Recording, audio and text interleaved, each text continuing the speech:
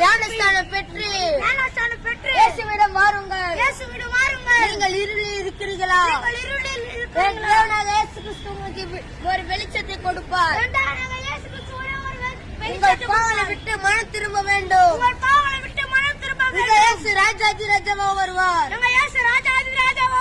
அவர் வெள்ளை சிங்காசனத்தில் உட்கார்ந்து இருக்கிற தேவன்.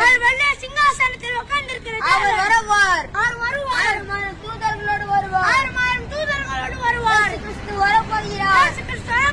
உங்கள் பாவங்களை விட்டு மனம் திரும்புங்கள். இயேசு உங்களை ஆசீர்வதிப்பாராக.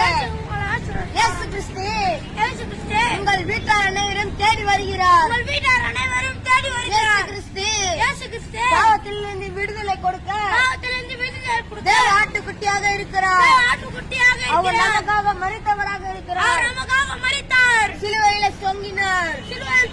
அவர் 2 கைகளிலும் ஆணிகள் அடிக்கப்பட்டது.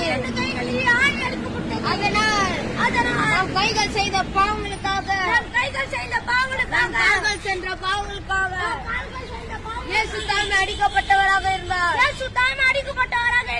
பாவங்களை விட்டு மன திரும்புங்கள். கடைசி காலமாக இருக்கிறது. இயேசு கிறிஸ்து வானங்கள் வழிந்து வீழும். வானங்கள் இரண்டாக பிளந்து விடும். நம்ம எல்லாரும் பாவம் செய்ய செய்ய கோபம் அதிகமாக